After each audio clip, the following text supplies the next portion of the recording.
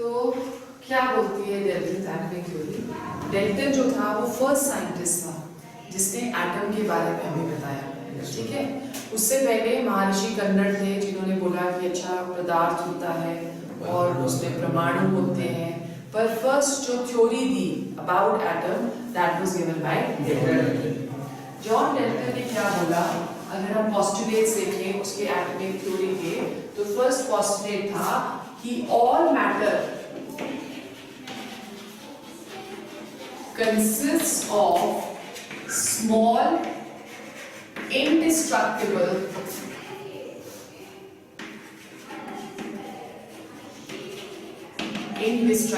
particles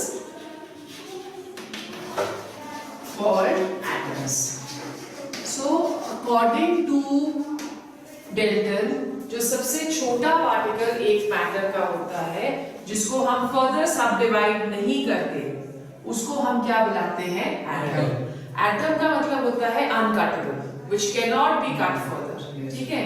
सो किसी भी matter को अगर हम कंटिन्यूसली डिवाइड करते रहेंगे, छोटे छोटे पीसेस में काटते रहेंगे, तो अल्टीमेटली जो सबसे छोटा पार्ट होगा वो डेल्टन ने बोला कि वो एटम है, उससे फर्दर हम इसको कट डाउन नहीं कर सकते, ठीक है।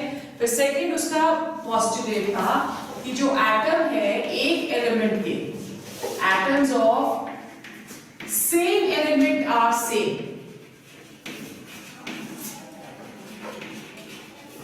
right? जैसे फॉर एग्जांपल हम गोल्ड ले रहे हैं, तो गोल्ड का अगर एक पीस लेते हैं और गोल्ड का हम दूसरा पीस लेते हैं, तो दोनों में सेम काइंड ऑफ एटम्स होते हैं, ठीक है। So he said the atoms of same elements, they are going to be same, there is going to be no change. That is the reason why gold के कितने भी हम pieces ले लें, उन सारों की जो प्रॉपर्टीज होती है वो सेम होती है, बिकॉज उसके पास सेम काइंड ऑफ एटम्स होते हैं, ठीक है। थर्ड पोस्टुलेट था उसका, atoms of different elements are different, ठीक है। अगर हम दो डिफरेंट एलिमेंट्स ले रहे हैं तो उनके जो एटम्स होते हैं दे आर डिफरेंट। जैसे फॉर एग्जांपल अगर हमने एक एटम ले लिया सोडियम का और दूसरा एटम हमने ले लिया सिल्वर का, तो दोनों के कैरेक्टरिस्टिक्स डिफरेंट होंगे। yes, दोनों किस तरह से नजर आता है वो भी हमें लगेगा कि नहीं, दोनों जो है वो डिफरेंट है। क्यों? क्योंकि उसमें जो एटम्स प्रेजेंट होते हैं they are going to be different, ठीक है। फिर उसके बाद the fourth postulate was that atom is the smallest unit. Atom is smallest unit that takes part in a chemical reaction.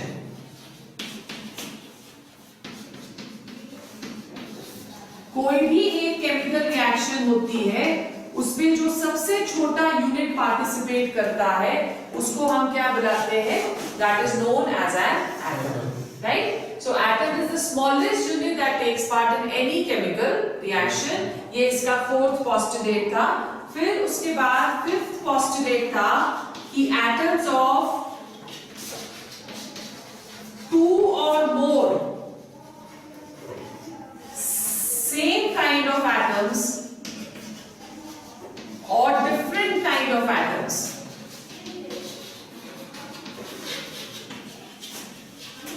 combine to form compound atoms.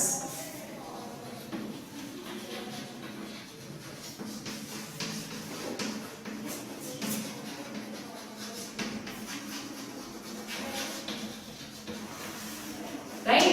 So atoms जो होते हैं वो combine होते हैं, और जब वो combine होते हैं तो वो compound atoms बनाते हैं, और इन compound atoms को अब हम क्या बुलाते हैं?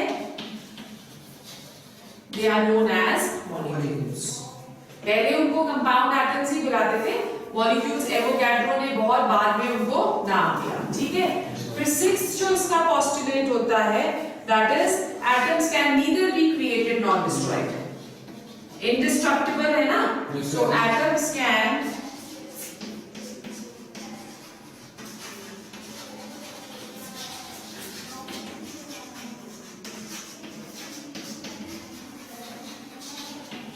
atoms can neither be created nor destroyed. और कोई भी अगर केमिकल चेंज भी हो रही है या फिजिकल चेंज भी हो रही है, तो जैसे फॉर एग्जांपल अगर हम लोग कोई भी एक एटम ले लें, हाइड्रोजन ले लिया हमने, राइट? सो हाइड्रोजन एटम चाहे वो उसको हम लोग बिल्कुल कूल डाउन करके सॉलिड स्टेट में देखें या हम उसको गैसियस स्टेट में देखें या हम उसको लिक्विड स्टेट में देखें, तो हमेशा जो हाइड्रोजन का एटम होगा उसमें कोई चेंज नहीं आएगा, ठीक है? It is going to remain the same. So atoms can neither be created nor destroyed. And the last one is if any chemical reaction is taking place, in any chemical reaction only combination का मतलब हुआ when the atoms they are going to combine, only combination, separation and rearrangement.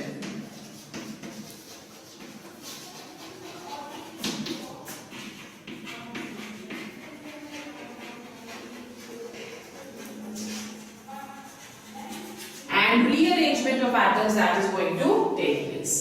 कोई भी हम नया atom नहीं बना सकते हैं अगर एक केमिकल रिएक्शन करें, ओके? सिर्फ हम दो उन्हीं एटम्स को कंबाइन करके एक नया कंपाउंड एटम बना सकते हैं. सेपरेशन का मतलब क्या हुआ कि कंपाउंड एटम को हम अलग-अलग एटम्स में सेपरेट कर सकते हैं. और रीअरेंजमेंट का मतलब क्या हुआ कि रेशो जो एटम्स की है उसको चेंज कर सकते हैं. नए एटम्स हम नहीं बना सकते, ठीक है? So this was the Dalton's atomic theory. Now when Dalton's atomic theory was proposed, तो उसके बाद उसके काफी सारे ड्रॉबैक्स निकले बिकॉज़ साइंटिस्ट कंटिन्यूअसली काम कर रहे थे to give the real picture of any atom, ठीक है? तो वो कंटिन्यूअसली क्योंकि काम कर रहे थे, तो हर एक होता क्या है कि अगर जैसे किसी साइंटिस्ट ने कोई भी एक अपना स्टेटमेंट दे दिया, तो वो प्रूव करेगा जो प्रीवियस साइंटिस्ट ने जो काम किया था उसमें ये फ्लॉज थे, ये उसके राइट थे और ये इसके रॉन्ग थे, राइट? सो जो रॉन्ग होते हैं उन्हें हम क्या बुलाते हैं? They are known as drawbacks. So let's study कि डाल्टन्स एटॉमिक थ्योरी के ड्रॉबैक्स क्या थे. Okay, now when we are coming to the drawbacks of Dalton's atomic theory, जो फर्स्ट ड्रॉबैक था वो क्या था कि उसने law of chemical combination explain किए थे डाल्टन ने. Law of multiple proportion was given by Dalton ना. So he could explain the laws of chemical combination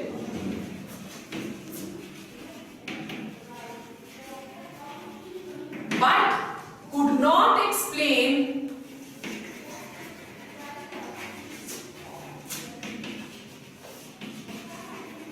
law of combining volumes. किसने किया था कंबाइनिंग वॉल्यूम्स? गैलियस ने, ठीक है? बाकी उसने सारे एक्सप्लेन करे but could not explain the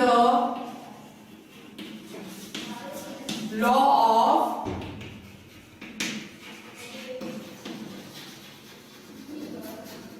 combining volumes, ठीक है? ये इसका एक बहुत बड़ा ड्रॉबैक था. फिर उसने ये भी नहीं एक्सप्लेन करा कि जो एटम्स होते हैं डिफरेंट एलिमेंट्स के, वो क्यों डिफरेंट है, ठीक है? ये तो उसने बोल दिया कि atoms of different elements are different, but he could not explain why atoms of different elements have different valencies.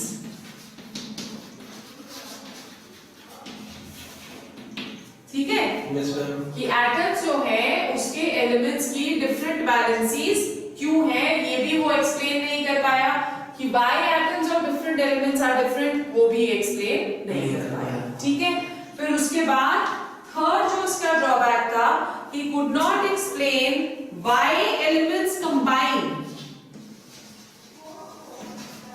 Why elements combine to form compound atoms.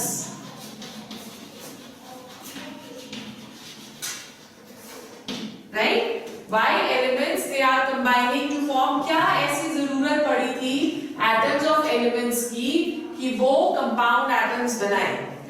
क्यों एटम्स इंडिपेंडेंटली एग्जिस्ट नहीं कर सकते थे, वो भी ये प्रॉपर्ली एक्सप्लेन नहीं कर पाया। ऑल्दो इसने एक्सप्लेन किया था कि भी कोई भी एक मॉलिक्यूल है उसमें एटम्स होते हैं, वो उसने एक्सप्लेन किया था, बट एक अप्रोप्रिएट रीजन वो उसके लिए नहीं दे पाया। ठीक है, फिर it failed to explain if atoms are combining, तो उन एटम्स में for combination what forces of attraction are present, कि ऐसा क्या एटम्स के बीच में है जो कि उन्हें हेल्प कर रहा है कंबाइन करके कंपाउंड एटम्स बनाने के लिए, राइट। सो एटम्स की जो कंबाइनिंग है, उन कॉम्बिनेशन में कौन से फोर्सेस ऑफ अट्रैक्शन प्रेजेंट है, क्यों एटम्स के बीच में फोर्सेस ऑफ अट्रैक्शन होते हैं कि वो कंबाइन करके हमारे को क्या देते हैं, कंपाउंड्स। ठीक है, फिर उसके बाद it did not give any satisfactory explanation between ultimate particles of an element and that of a compound, कि क्यों दोनों के, when we are talking of atom, ठीक है, and we are talking of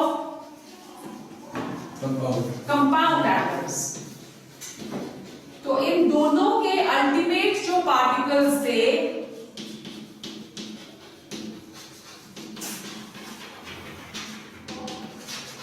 ultimate particles क्या है, वो भी ये एक्सप्लेन नहीं कर पाया।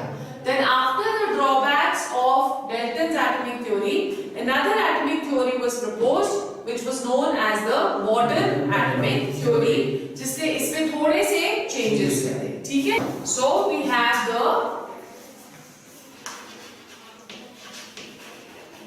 modern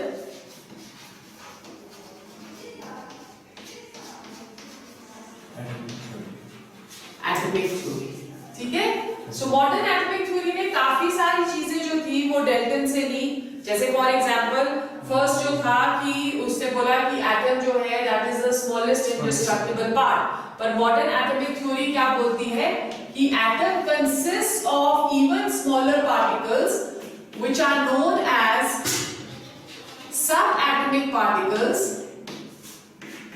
which were later found to be by J.J. Thomson और रदरफोर्ड, इन सबने एक्सपेरिमेंटेशन करी एटम के ऊपर, और उन्होंने बोला कि एटम के पास और छोटे पार्टिकल्स होते हैं जिन्हें हम सब एटॉमिक पार्टिकल्स बुलाते हैं, और ये पार्टिकल्स कौन से हैं, they are electrons, protons and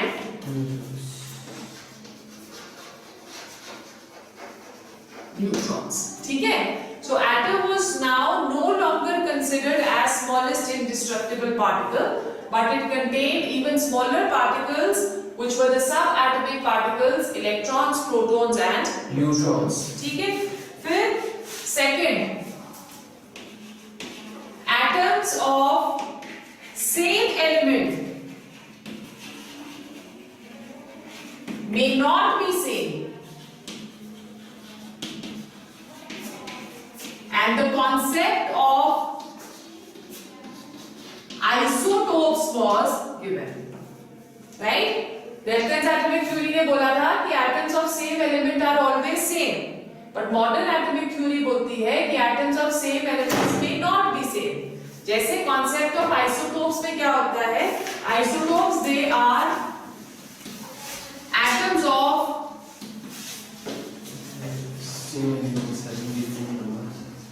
same element having same atomic number but different mass number। ठीक है, अब अगर mass number different है तो there should be some differences in the properties of both the atoms। ठीक है, तो वो दोनों जो एटम्स हैं सेम ही एलिमेंट के हैं। जैसे हाइड्रोजन में 3 आइसोटोप्स होते हैं, प्रोटियम, ड्यूटेरियम एंड ट्रिटियम। अब हाइड्रोजन जो है that is very light, but when we are talking of protium it is very heavy. ठीक है, उससे हम लोग हैवी वाटर भी बनाते हैं, उसको हम हैवी हाइड्रोजन भी बोलते हैं। तो दोनों की प्रॉपर्टीज में फर्क आ गया, although they are atoms of the same element. ठीक है, second he said, third the modern atomic theory says says that atoms of different elements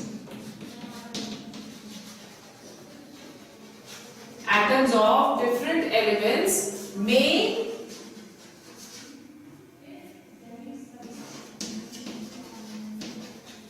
be same, क्योंकि उससे बोला था कि atoms of different elements are different. Yes, sir. तो modern atomic theory बोलती है कि atoms of different elements may be same, right? Yes, अब कैसे पता चला? The concept of isobars was given. Isobars क्या होते हैं? They are atoms of different elements now. Having different atomic number but same mass number. Having same mass number but different atomic number. ठीक है? Having same mass number. तो अगर mass number इनका same है, तो it is quite possible कि इनकी density same हो सकती है. Yes, ma'am. Right? They are although atoms of different elements, but there might be certain properties जो कि इनकी same हो. ठीक है? So यहाँ पे भी Dalton's atomic theory जो है वो fail हो जाती है. Yes, sir. Right? Fourth, जो Dalton ने बोला कि atom is the smallest unit taking part in a reaction. That was correct. Atom is always the smallest unit taking part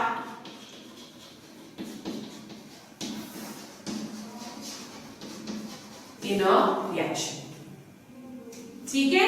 Yes, फिर ma'am. उसके बाद number 5, atoms may not combine in simple ratios.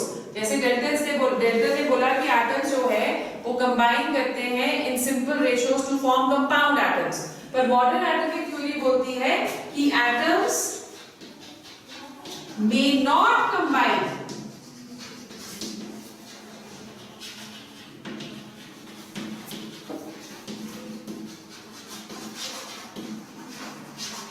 In simple ratio. ठीक है? जैसे for example हम लोग बोले we take the example of sucrose, C12H22O11. Sucrose is the table sugar जो कि हम खाते हैं, Yes, राइट? yes. अब यहाँ पे अगर हम लोग देखें तो कार्बन, हाइड्रोजन और oxygen they are not present in simple ratio, Yes, they are present in complex ratio, Yes, sir. But still they are forming a compound. Okay, तो यहाँ पे we can say that atoms may not combine in simple ratio, they may also combine in complex ratio to form a compound. ठीक है? फिर उसके बाद number 6, atom of one element may change into other. This basically happens, ये जो है this basically happens in nuclear reactions. जब nuclear reactions में फिशन होती है, फिशन का मतलब क्या होता है कि हम लोग बड़े एक किसी भी एटम को छोटे पार्ट्स में स्प्लिट कर रहे हैं, सो दैट इज फिशन. ठीक है? सो उसपे हम लोग बोलते हैं कि एक एलिमेंट जो है वो दूसरे एलिमेंट में कन्वर्ट हो सकता है. जैसे फॉर एग्जांपल आपके पास है यूरेनियम. ठीक है? यूरेनियम को हम अगर न्यूट्रॉन्स के साथ बम्बार्ड करते हैं तो वो प्लूटोनियम में कन्वर्ट हो सकता है, राइट? बट डेल्टन ने क्या बोला था कि one atom can not be converted into other. ठीक है? And lastly the mass of an atom can be converted into energy.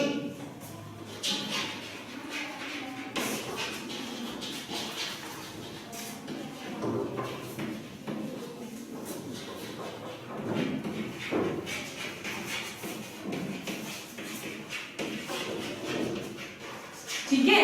Yes, mass of an atom can be converted into energy by Einstein's equation. क्या बोलती है Einstein's equation? E is equal to mc square. mc square. अब यहाँ पे हमें पता है कि c has a constant value. Yes, sir. ठीक है? तो इसका मतलब अगर c हम कांस्टेंट ले लेते हैं तो energy should become directly proportional to mass, Mass, yes. Right?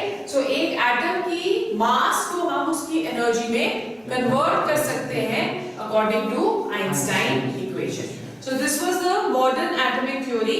After this, Dalton ने जब अपनी एटॉमिक थ्योरी करी और हमने कल बर्ज़िलस कॉन्सेप्ट भी पढ़ा था, तो एवोगाड्रो ने अपना हाइपोथेसिस दे दिया, because there was a lot of you can say fight between the Dalton's atomic theory and Berzelius hypothesis. ठीक है, तो उन दोनों के बीच में काफी कंफ्लिक्ट चला रहा काफी टाइम. तो एवोगाड्रो ने जब अपना हाइपोथेसिस दिया, उसने दोनों डेल्टन्स एटॉमिक थ्योरी को और बर्ज़िलस को इन माइंड रख के ही gave us his own statement. ठीक है, so let's see what Avogadro says. So the next topic is Avogadro's hypothesis.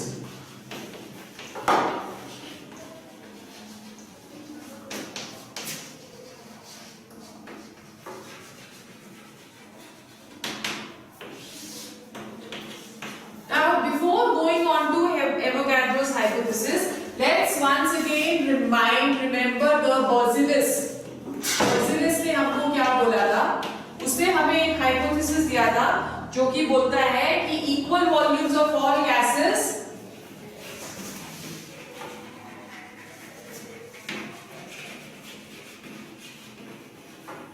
contain equal number of molecules.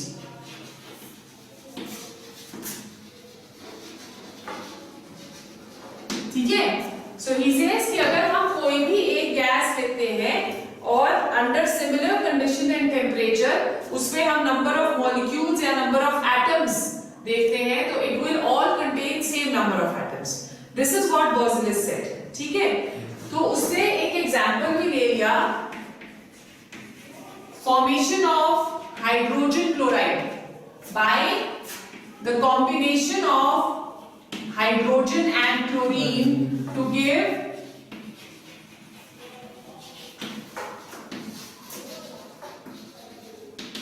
hydrogen chloride. ठीक है, तो उसने बोला कि अगर हम इन दोनों की रिएक्शन देखते हैं तो it is seen that one volume of hydrogen combines with one volume of chlorine to give us 2 volumes of HCl. ठीक है, this is the reaction. So we are saying one volume of this will combine with one volume of this to give us 2 volumes of this. Yes sir. ठीक है, अब अगर हमको one volume को लेना है n number of atoms, according to Berzelius, अगर हम specific volume लेते हैं, it will contain same number of atoms. तो इसका मतलब हम इसको कन्वर्ट कर सकते हैं ना एटम्स में. n atoms of this and n atoms of this will give us 2n atoms. ठीक है, or we can say that we are taking one atom of this and we are taking one atom of this. Yes sir. Right? Yes, so ये हमें क्या देगा? 2 compound atoms. Yes sir.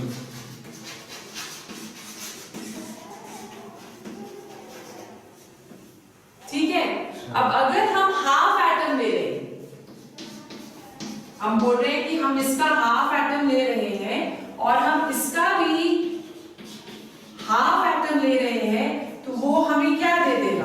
1 compound atom. Yes sir.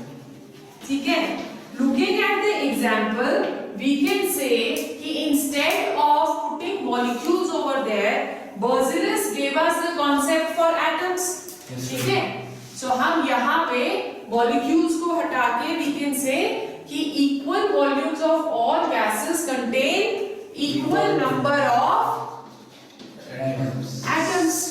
ठीक है, last वाला जब हम देख रहे हैं कि half atom of this and half atom of this to give us 1 compound atom, Dalton के अकॉर्डिंगली ये गलत था. क्यों?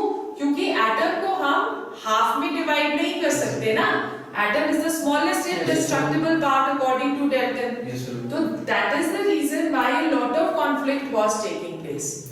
तो एवोगाड्रो ने क्या बोला? ही सेड कि डेल्टन ने ये कहा कि smallest particle which is participating in any chemical reaction that is an atom. Yes sir. Right? तो ही सेड कि एटम की एग्जिस्टेंस भी है, पर at the same time we can say that another particles by formed by the combination of atoms जिनको हम molecules बुलाते हैं वो भी है, ठीक है। तो उसने दो कॉन्सेप्ट्स दे दिए हमें। He says कि smallest particle which may or may not have independent existence.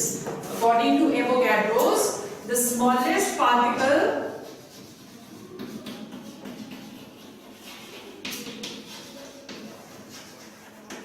which may or may not have independent existence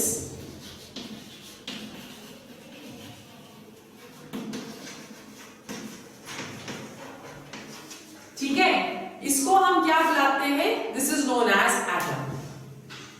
एक atom is the smallest particle which may or may not have independent existence। जैसे for example हम लोग hydrogen ले रहे हैं, तो hydrogen के atom की कोई इंडिपेंडेंट एग्जिस्टेंस नहीं है।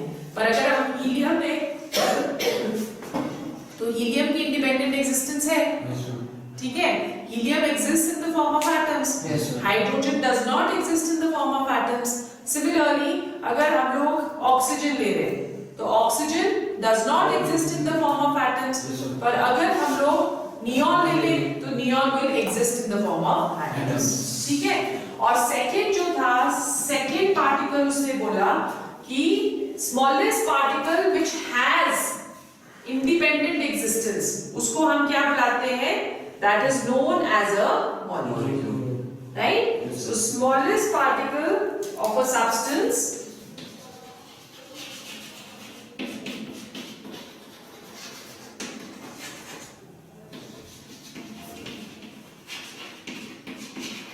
having independent existence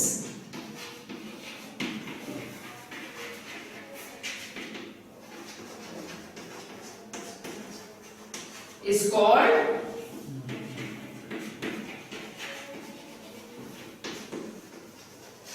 molecule, ठीक है। Yes, ma'am. So this is how he gave us two different concepts. One was the concept of an atom and the other was a concept of molecule. So when he thought of gases, तो यहाँ पे तो उसने बर्ज़ेलिस ने gases को atoms दिया है, उसने थोड़ा सा इसको एवोगैड्रोस ने चेंज कर दिया। So let's see what is Avogadro's hypothesis now. Avogadro का hypothesis थोड़ा सा चेंज हो जाता है।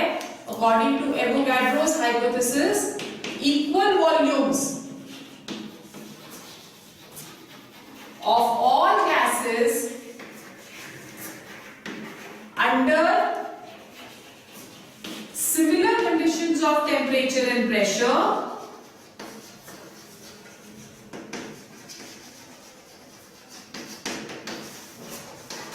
contains क्या होगा?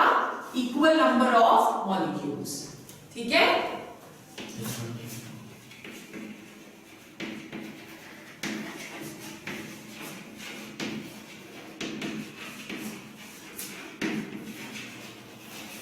Contains equal number of molecules. So he gave us a mathematical relation saying that V is directly proportional to N, where N is the number of molecules.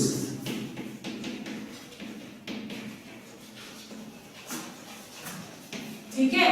और उसके लिए एक एक्सपेरिमेंट भी इसने किया। He took 3 different containers, right? So एक flask ले लिया उसने इस तरह से, और एक और 3 फ्लास्क ले लिए, ठीक है। और तीनों फ्लास्क को उसने यहाँ पे स्टॉप कॉक के साथ बंद कर दिया। In the first flask he takes hydrogen, ठीक है। इन द सेकेंड फ्लास्क से लेट्स से वॉल्यूम भी सेम रखनी है, हमने 1 लीटर ऑफ हाइड्रोजन ले लिया, सेकेंड में 1 लीटर ऑफ ऑक्सीजन ले लिया, और थर्ड में 1 लीटर ऑफ क्लोरीन ले ली, ठीक है। तीनों में जो कंडीशंस हमने रखने हैं वो क्या रखने हैं? Same. So the conditions are NTP, normal temperature pressure, और स्टैंडर्ड टेम्परेचर प्रेशर। ठीक है। स्टैंडर्ड टेम्परेचर प्रेशर में हम प्रेशर कितना लेते हैं 1 एटमॉस्फेयर और टेम्परेचर कितना लेते हैं 273 केल्विन, ठीक है। So when this is taken normal temperature and pressure पे it was seen that the number of molecules in all the three they were same, ठीक है। जैसे फॉर एग्जांपल ऐसे ही हाइपोथेटिकली, वैसे तो नंबर ऑफ मॉलिक्यूल्स हम आगे करेंगे कितने होते हैं, हाइपोथेटिकली हमारे पास आ गया 1 2 3 4 5 6 7 मॉलिक्यूल्स इन दिस, तो इसके अंदर भी कितने होंगे 7 molecules and same is going to be the case in case of, ठीक है। सो गे-लुसाक लॉ को अब हम लोग कंबाइन कर सकते हैं। Let's take the example of water. Water is formed by combination of this, right? अब गे-लुसाक law क्या बोलता है, 2 volumes of hydrogen are combining with 1 volume of oxygen to give us 2 volumes of water. Yes. So the ratio over here that is going to be 2:1:2, ठीक है। और Avogadro भी इसको support करता है कि 2 मॉलिक्यूल्स इसके हो गए, 1 मॉलिक्यूल इसका हो गया और 2 मॉलिक्यूल्स इसके हो गए, ठीक है। So according to Avogadro Gay Lussac's law can be easily explained which could not be explained taking into account the Dalton's atomic theory. Have you understood till here? Yes, okay. फिर एप्लीकेशंस इसकी क्या है, एक एप्लीकेशन जो आपने याद रखनी है, what do we understand by the term atomicity? क्या होता है atomicity? Atomicity is the number of atoms present in a molecule, right? Number of atoms present in a molecule, that is atomicity. जैसे for example अगर हम oxygen लेते हैं तो oxygen के पास 2 atoms of oxygen present है, तो इसकी atomicity is going to be 2. So such molecules they are said to be diatomic in nature, ठीक है। such molecules they are said to be diatomic in nature. Similarly अगर आप ozone ले लो तो ozone की एटॉमिसिटी 3 होगी, so this is known as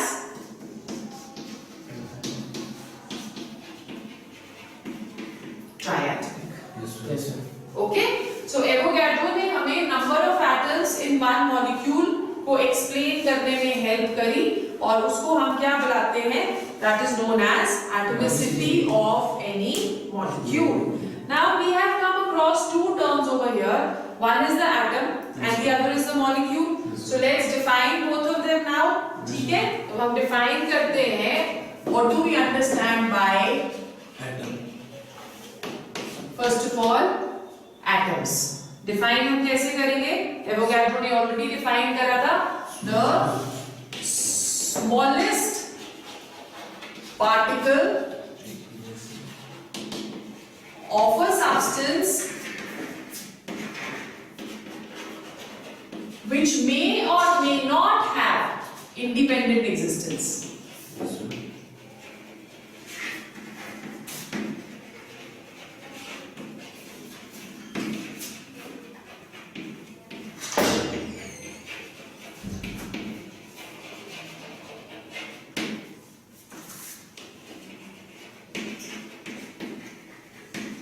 ठीक है, which may or may not have independent existence, उसको हम क्या बुलाते हैं, atoms, right? अब सेकेंड हमारे पास क्या था, molecule. All molecules they are composed of atoms. Yes sir. ठीक है, so we are saying that all molecules are composed of atoms. Yes sir. Right? So अगर सारे मॉलिक्यूल्स के पास एटम्स हैं तो मॉलिक्यूल को हम कैसे डिफाइन करेंगे, it is the smallest particle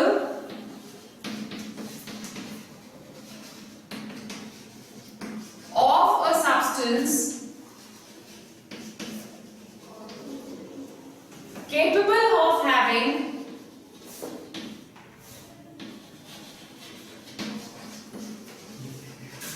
capable of having independent existence.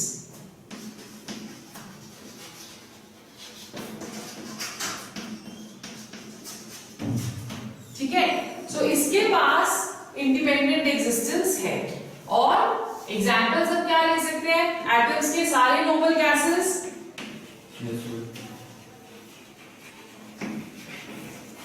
Metals, metals के पास भी इंडिपेंडेंट एग्जिस्टेंस है। जैसे हमारे पास नोबल मेटल्स हो गए platinum, gold, silver, copper, so all metals also have independent existence. ठीक है, मॉलिक्यूल्स कौन से हुए? मॉलिक्यूल्स जो कि इंडिपेंडेंट एग्जिस्टेंस है। अब यहाँ पे नोबल गैसेस एटम्स की तरह एग्जिस्ट करते हैं, but there are may not have independent existence में बाकी सारे आ जाएंगे। जैसे हाइड्रोजन हो गया, ऑक्सीजन हो गया, क्लोरीन हो गया, ब्रोमीन हो गया, राइट? ये सारे जो नॉन मेटल्स हैं उनमें इंडिपेंडेंट एग्जिस्टेंस नहीं है, वो हमेशा कंबाइन करेंगे to form a compound atom. और मॉलिक्यूल, मॉलिक्यूल के पास इंडिपेंडेंट एग्जिस्टेंस है। Example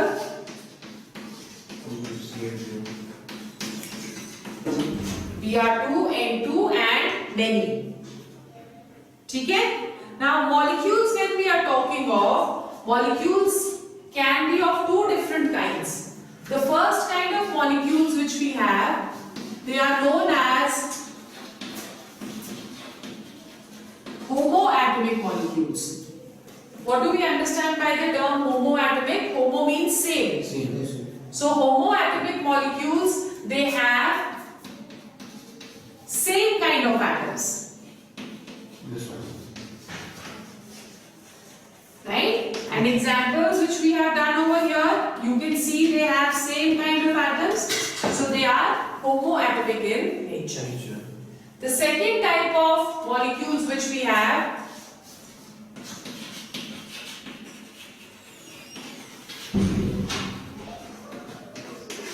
heteroatomic molecules.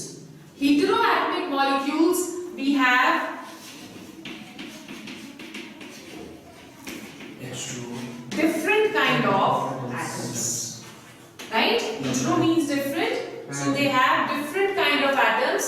As for example, we have water, we have carbon dioxide, we have ammonia, so all these they are heteroatomic molecules, right? So इस तरह से हम लोग classify करते हैं मॉलिक्यूल्स को इनटू होमोएटॉमिक एंड हेटेरोएटॉमिक। अब हमें ये पता है कि एटम्स क्या है, स्मॉलेस्ट पार्ट ऑफ मैटर, है ना? और मैटर को हम कैसे डिफाइन करते हैं? Anything which has weight and occupies space, that is matter.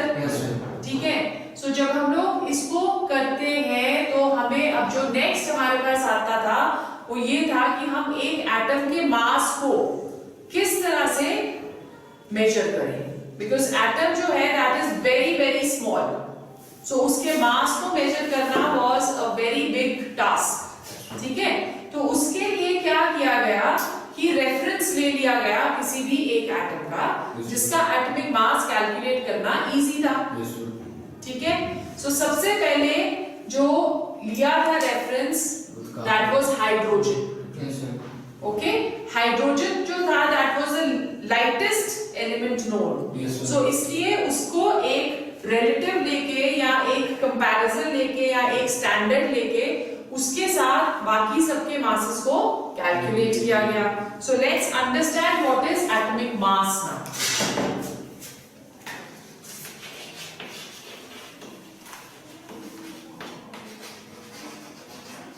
What do we understand by atomic mass? As I just told you कि the size of atom is very small, therefore its mass is very small. So instead of taking the actual mass, हम लोग atom का relative mass define करते हैं। ठीक है, और relative mass क्या हुआ? जिसको हम किसी चीज के साथ compare करेंगे, तो उसके लिए जरूरी था कि एक स्टैंडर्ड एटम को रिकॉग्नाइज किया जाए। ठीक है, इस स्टैंडर्ड एटम के साथ कंपेयर करके हम बाकी एटम्स का रिलेटिव मास कैलकुलेट कर सकते थे। दिया गया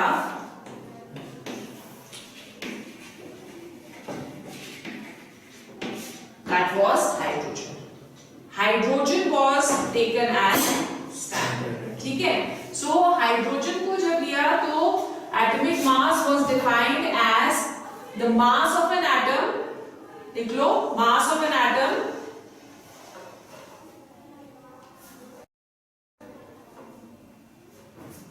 was defined as the number of times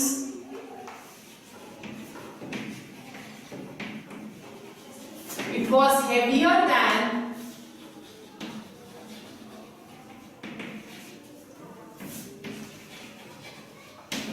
the atom of hydrogen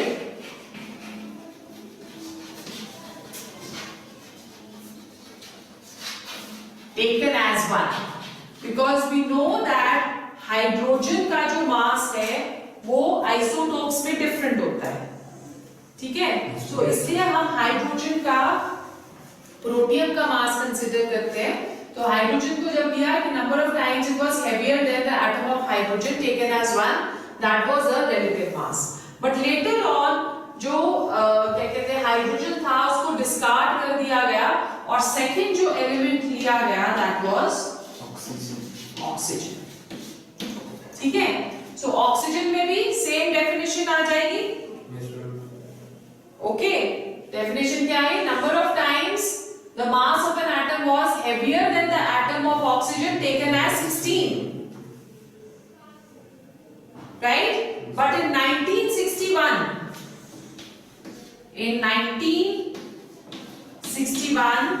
carbon 12 was taken as standard and the new definition of atomic mass was given. It is the average relative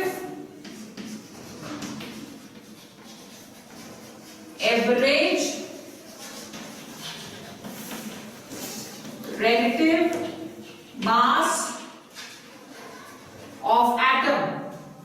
It is the average relative mass of atom as compared to the mass of an atom of carbon.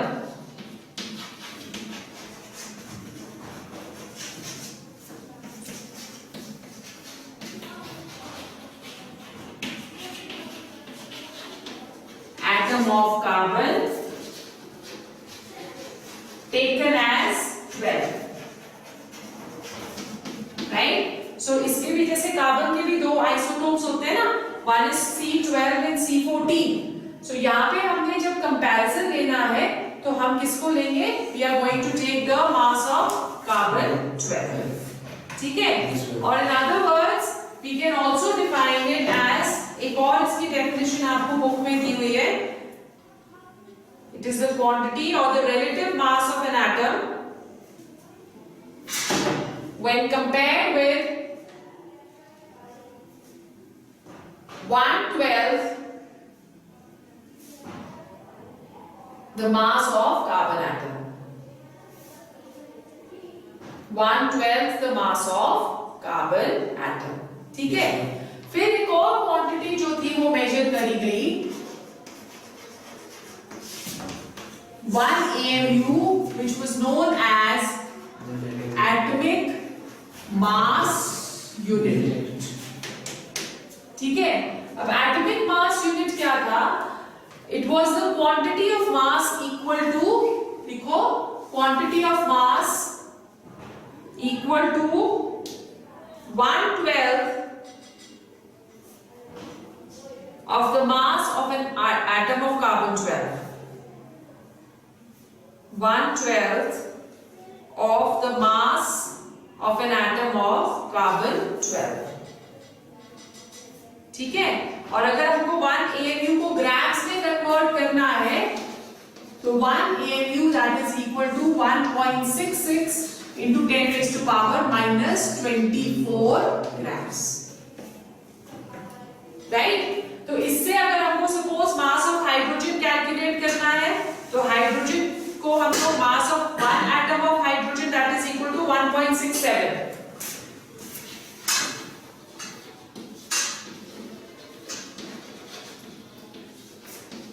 1.67 into 10 raised to power minus 24 grams. ठीक है, हम बोल रहे हैं कि mass of one atom of hydrogen that is equal to 1.67 into 10 raised to power minus 24 grams. तो AMU में मास कितना आ जाएगा, फिर उसका कन्वर्ट करना है हमने इसको AMU में. 1.66 into 10 raised to power minus 24 grams is equal to 1 AMU. Yes, sir. ठीक है, so 1 will be equal to what? Unitary factor लगाओ ना. So अगर आप 1 करते हो तो 1 that will be equal to 1.66 into 10 raised to power minus 24. Sorry, 1.67 into 10 raised to power minus 24 upon 1.66 into 10 raised to power minus 24, which comes to 1.008 AMU. atomic mass unit. ठीक है, Yes, sir. Clear हो गया? Yes, sir. तो आज हम inter करते हैं. Okay Yes, sir.